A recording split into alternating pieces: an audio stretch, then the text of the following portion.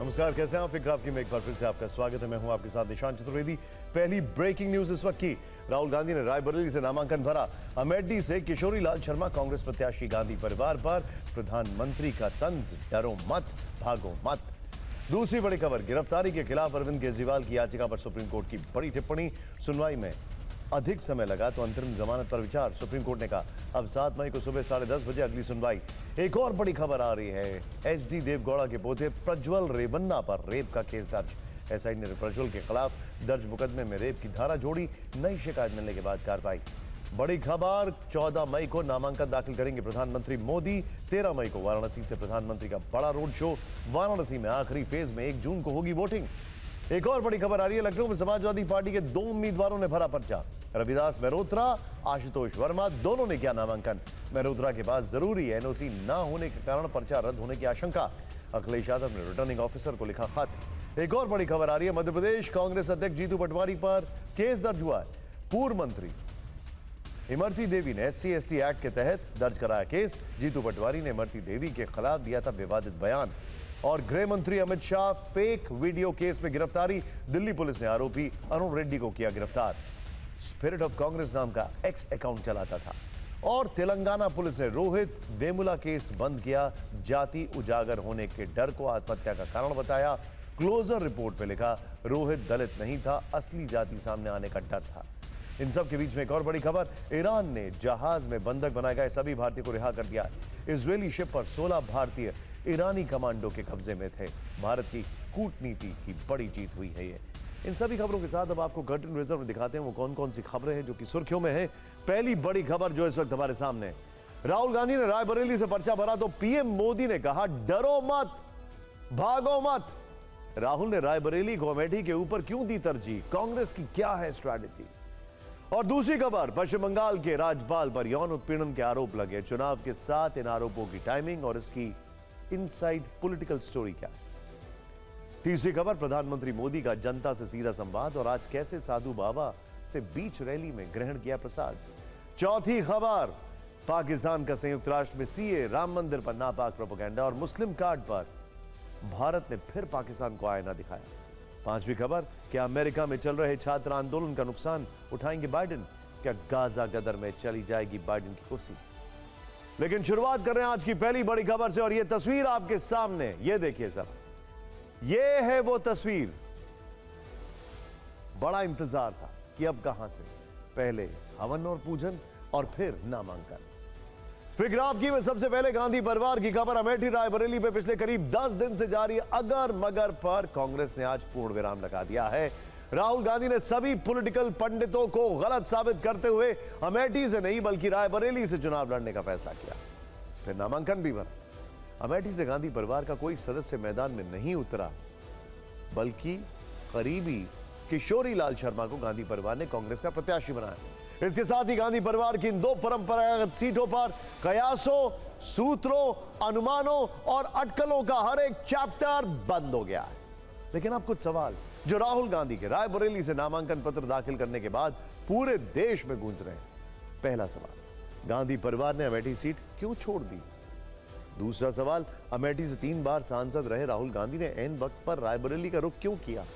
तीसरा सवाल, राहुल गांधी रायबरेली और वायनाड दोनों सीट जीत गए तो क्या वो बाद में वायनाड छोड़ देंगे या फिर रायबरेली की सीट?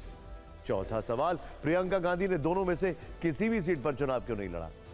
पांचवा सवाल, 2024 के चुनाव में प्रियंका गांधी का रोल क्या है और उनका चुनावी डेब्यू होगा कब? इन सवालों के जवाब के लिए अब से कुछ देर बाद आपको हम एक इनसाइड स्टोरी दिखाएंगे। लेकिन पहले राहुल गांधी और प्रियंका गांधी की रायबरेली से 2 तस्वीरें जिस पर शायद ही सुबह से किसी की नजर रही होगी।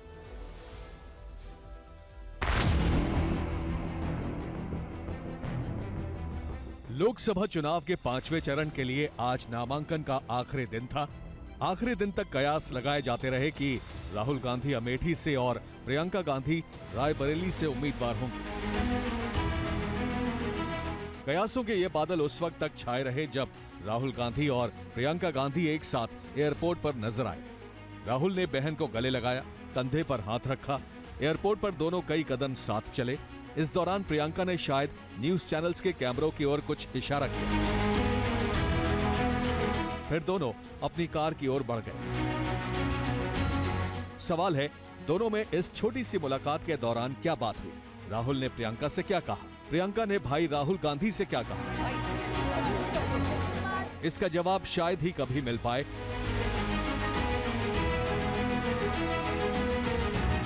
लेकिन अब दूसरी तस्वीर देखिए। ये उस समय का दृश्य है जब राहुल गांधी रायबरेली में नामांकन पत्र दाखिल करने पहुंचे थे। उस समय परिवार के सभी सदस्य मां सोनिया गांधी, बहन प्रियंका गांधी, उनके पति रॉबर्ट वाड्रा और कांग्रेस अध्यक्ष मल्लिकार्जुन खड़गे साथ थे। लेकिन इसके कुछ देर बाद प्रियंका गांधी पीछे की तरफ कई सफेद खाली कुर्सियों के बीच अकेली बैठी दिखी। इस दौरान वो मुस्कुराती रही। रायबरेली से आई इन दो तस्वीरों में आखिर क्या संदेश छिपा है? राहुल की उम्मीदवारी और प्रियंका का चुनाव न लड़ना, दोनों की पूरी कहानी क्या है? इन्हीं दो तस्वीरों के इर्द गिर्द देख सकते हैं। आप तक कई तरह की बातें आती होंगी, आपने कई तरह की बातें सुनी होंगी। तो क्या इन दो तस्वीरों के जरिए कांग्रेस की ओर से कोई सियासी संदेश मिल रहा है? अमेठी लोकसभा सीट ऐतिहासिक तौर पर गांधी नेहरू परिवार का गढ़ रही है। यहां से संजय गांधी से लेकर राजीव गांधी और सोनिया गांधी तक का सियासी अस्तित्व जुड़ा है। संजय गांधी ने पहली बार 1977 में चुनाव लड़ा और हार गए। 1980 में फिर से चुनाव हुए और संजय गांधी यहां से सांसद चुने गए। कुछ वक्त बाद उनकी मृत्यु हो गई। 1981 में राजीव गांधी अपने भाई की सीट से सांसद बने। 1991 में राजीव गांधी की हत्या हुई। तब तक वो इसी सीट से सांसद चुने जाते रहे। हालांकि 1991 से 1999 तक इस सीट पर गांधी परिवार का कोई सदस्य चुनावी मैदान में नहीं रहा। लेकिन 1999 में सोनिया गांधी ने पहली बार अमेठी सीट से ही राजनीति में कदम रखा। इसके बाद साल 2004 में सोनिया गांधी रायबरेली सीट से चुनाव लड़ी और जीतती और अमेठी सीट बेटे राहुल गांधी के लिए छोड़ी। और राहुल गांधी ने इसी साल पहली बार अमेठी से किस्मत आजमाई। राहुल गांधी ने 2004 में अमेठी से लोकसभा का चुनाव लड़ा। तब वो लोग लगभग 3 लाख वोट से चुनाव जीते। इसके बाद 2009 में 3,70,000 वोट से चुनाव जीते। 2014 में वो तीसरी बार अमेठी से लड़े और बीजेपी की उम्मीदवार स्मृति ईरानी को 1,07,000 वोट से चुनाव हराया। 2019 में लगातार चौथी बार अमेठी से ताल ठोकी, लेकिन वो स्मृति ईरानी से 55,000 वोटों के अंदर से चुनाव हार गए।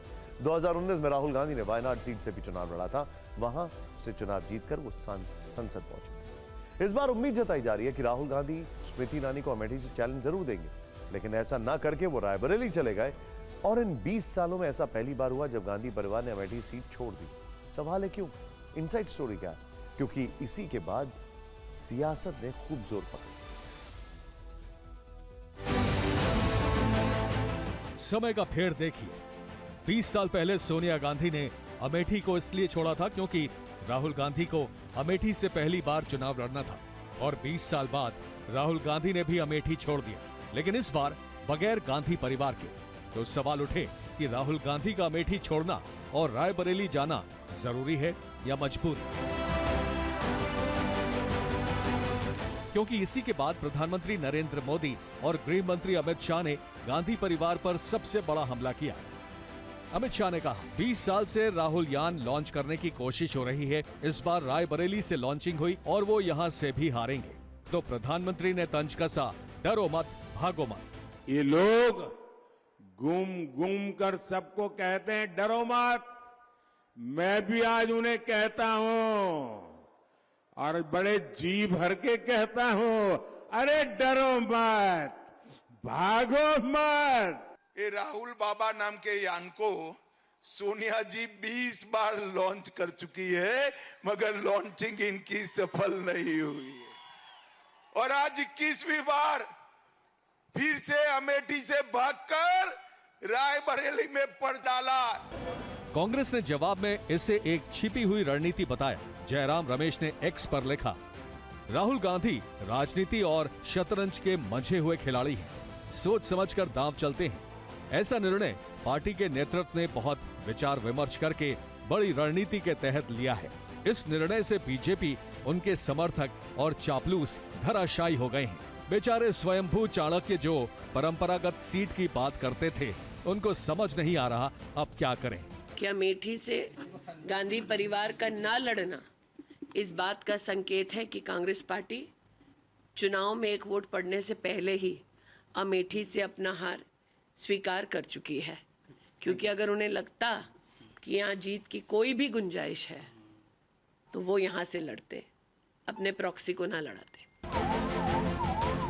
असल में जानकार मानते हैं कि ऐसा करके कांग्रेस ने दो बड़े और सुरक्षित दांव खेले हैं। पहला तो स्मृति ईरानी पर केंद्रित है। अमेठी से चुनाव लड़कर राहुल गांधी स्मृति ईरानी के साथ जुबानी जंग में नहीं फंसना चाहते थे और कांग्रेस ने ऐसा करके बीजेपी से ये गोल्डन दांव भी छीन लिया कि स्मृति ईरानी की टक्कर गांधी परिवार से दोबारा है। दूसरा, अपने करीबी किशोरी लाल शर्मा को टिकट देकर कार्यकर्ताओं को संदेश दिया कि गांधी परिवार अपने गढ़ में भी आम नेताओं को टिकट देकर विरासत की कुंजी सौंप सकता है और ये एक तरह से साधारण कार्यकर्ता से स्मृति ईरानी को मात देने की रणनीति भी है। कुमार विक्रांत और पंकज झा के साथ bureau report, TV9 Bharatvarsh. Rahul Gandhi Amethi से न उतरकर रायबरेली क्यों गए, कांग्रेस इसे रणनीति के तौर पर पेश कर रही है। खुद राहुल गांधी ने इस रणनीति का खुलासा अब से कुछ घंटे पहले किया है। उनकी बात अपनी रिपोर्ट में हम आपको सुनाएंगे, लेकिन रायबरेली कैसे गांधी परिवार के लिए एक सेफ सीट है। ऐसे समझे कि मोदी लहर में भी सोनिया गांधी रायबरेली से जीतती रहीं। रायबरेली का मतलब ही गांधी परिवार है। हमारे सहयोगी कुमार विक्रांत ने हमें एक और बड़ी जानकारी दी है। असल में राहुल गांधी को रायबरेली और अमेठी में से किसी एक सीट को चुनना था। राहुल ने विरासत वाली सीट रायबरेली को चुना। सोनिया गांधी चाहती थी कि जो विरासत इंदिरा गांधी से उनके पास आई है वही विरासत उनके बेटे राहुल गांधी को मिले। इसके अलावा रायबरेली जाने के पीछे और कौन सी योजना है, अब ये रिपोर्ट देखें।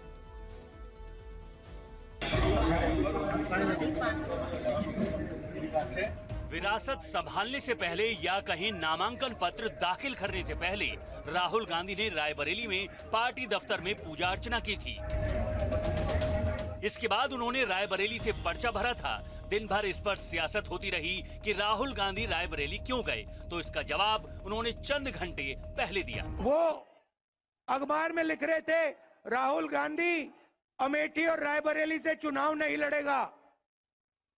वो चल रही थी मीडिया इनकी। अब मैं रायबरेली से चुनाव लड़ रहा हूं, बिल्कुल चुप हो गए।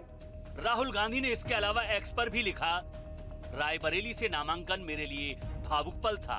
मेरी मां ने मुझे बड़े भरोसे के साथ परिवार की कर्म भूमि सौंपी है और उसकी सेवा का मौका दिया है। अमेठी और रायबरेली मेरे लिए अलग अलग नहीं हैं, दोनों ही मेरा परिवार हैं और मुझे खुशी है कि 40 वर्षों से क्षेत्र की सेवा कर रहे किशोरी लाल जी अमेठी से पार्टी का प्रतिनिधित्व करेंगे।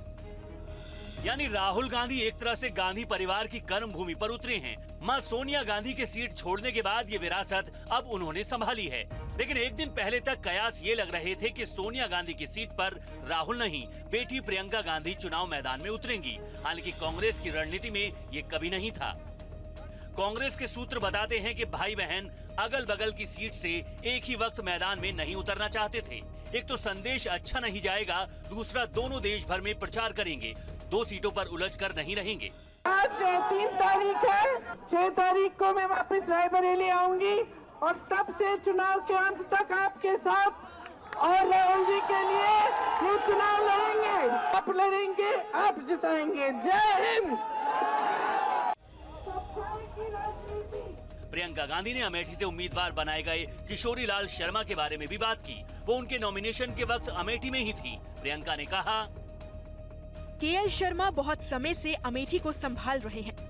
अमेठी के हर गांव और हर गली को वो जानते हैं और अमेठी से बतौर प्रत्याशी उनका चयन बहुत अच्छा है। अमेठी और रायबरेली दोनों जगह हम जनता के बल पर चुनाव जीतेंगे।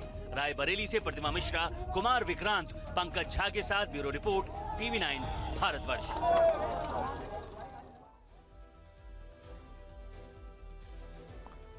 2019 की तरह 2024 में भी राहुल गांधी 2 सीट से लोकसभा चुनाव लड़ रहे हैं। 2019 में वो अमेठी और वायनाड से लड़े थे, 2024 में वो वायनाड और रायबरेली से चुनाव मैदान में। अब यहां पर एक सवाल है, अगर राहुल गांधी रायबरेली और वायनाड दोनों सीट से चुनाव जीत गए तो बाद में कौन सी सीट छोड़ेंगे? इस पर इनसाइड स्टोरी क्या है? और सवाल यह भी है कि क्या प्रियंका गांधी फिर क्या चुनाव लड़ेंगी? कब लड़ेंगी? हमारे पास इससे जुड़ी बड़ी जानकारी है। दोनों सीट जीतने पर राहुल गांधी जिस भी सीट को छोड़ेंगे उसका फैसला बहुत विचार विमर्श के बाद दिया जाएगा। वो जिस भी सीट को छोड़ेंगे बाद में होने वाले उपचुनाव में उस सीट से प्रियंका गांधी को मैदान में उतारा जा सकता है। ऐसा करके कांग्रेस वहां की जनता की नाराजगी से बच जाएगी और वो सीट भी गांधी परिवार के पास ही रहेगी। आज यही इशारा कांग्रेस नेता जयराम रमेश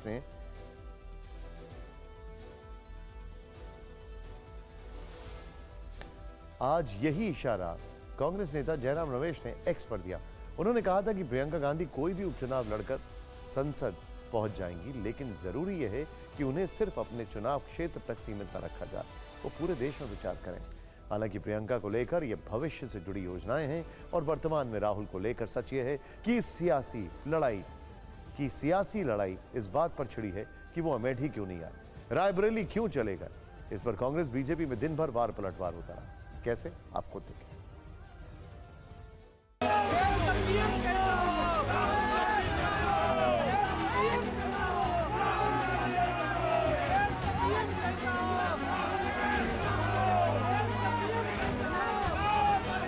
किस तरीके से सोनिया गांधी यहाँ बैठी हैं, यहाँ पर आपको दिख रहा होगा गाड़ी में सोनिया गांधी, आगे में आपको दिख रहे होंगे राहुल गांधी जो इस बार चुनाव लड़ रहे हैं रायबरेली से, अमेठी से नहीं। और पीछे अगर आप देखेंगे इस तरीके से ये काफिला आगे बढ़ा है और आज का अहम दिन है।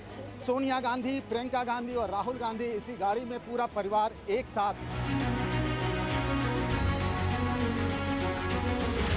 पाकिस्तान में अगर चुनाव होता है और राहुल गांधी चुनाव में खड़ा होता है तो राहुल गांधी बहुत ज़्यादा वोट से जीतेगा, इसमें कोई डाउट नहीं। इंडिया में कुछ नहीं होगा, इंडिया में नरेंद्र मोदी बल्ले बल्ले। उन्होंने खुद ही भाग के वाराणसी से आए ना जी, पूछो।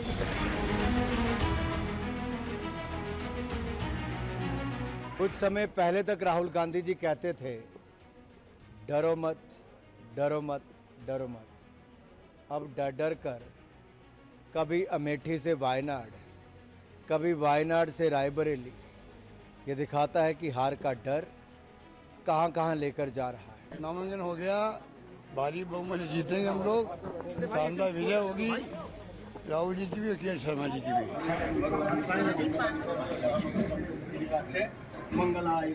जो व्यक्ति प्रधान